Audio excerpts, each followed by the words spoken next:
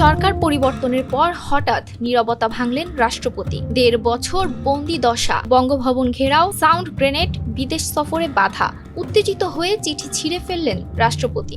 কারণ আন্তর্জাতিক অঙ্গনে পাঠানো হচ্ছিল এমন একটি চিঠি যা তার সাংবিধানিক মর্যাদাকে প্রশ্নের মুখে ফেলছিল। ঠিক কি ঘটেছিল ভেতরে ভেতরে, আজ জানাবো এক বিস্ফোরক সাক্ষাৎকারের অন্তরালের গল্প।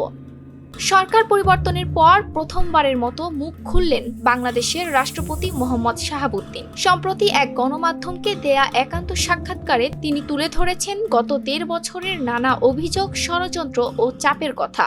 রাষ্ট্রপতির দাবি, ২০২৪ সালের ২২ অক্টোবর বঙ্গভবন ঘেরাওয়ের সময় পরিস্থিতি ছিল অত্যন্ত উত্তপ্ত। তিনি বলেন, সেনাবাহিনীর ৩ স্তরের নিরাপত্তা বলয় গড়ে পরিস্থিতি নিয়ন্ত্রণে রাখতে হয়। সাউন্ড গ্রেনেড নিক্ষেপের ঘটনাও ঘটে। তার ভাষায়, ভাড়া করা দুর্বৃত্তরা চেষ্টা করলেও আমাকে সরাতে পারেনি। রাষ্ট্রপতি সরাসরি অভিযোগ তুলেছেন অন্তর্বর্তী সরকারের সাবেক প্রধান উপদেষ্টা ও কয়েকজন উপদেষ্টার বিরুদ্ধে। তার দাবি, তাকে নিয়মিত তথ্য জানানো হয়নি, বিদেশ সফরের আমন্ত্রণ আটকে দেওয়া হয়, কসোভো ও কাতারের সামিটে অংশগ্রহণে বাধা দেওয়া হয়, এমনকি একটি খসড়া চিঠিতে চাপ দিয়ে স্বাক্ষর নিতে চাওয়া হয়। তিনি আরও অভিযোগ করেন, তাকে সরিয়ে সাবেক প্রধান বিচারপতিকে বসানোর চেষ্টা হয়েছিল, তবে বিচারপতির অনড় অবস্থানে সেই চেষ্টা ব্যর্থ হয়। রাষ্ট্রপতির ভাষ্য মতে, বঙ্গভবনের প্রেস উইং কার্যত অচল করে দেওয়া হয়, প্রেস সেক্রেটারি ও সংশ্লিষ্ট কর্মকর্তাদের প্রত্যাহার করা হয়, জাতীয় ক্রোড়পত্রে তার ছবি ও বাণী অন্তর্ভুক্ত করা হয়নি, বিদেশে বাংলাদেশ হাইকমিশন ও কনসুলেটগুলো থেকে তার ছবি সরিয়ে নেওয়া হয়।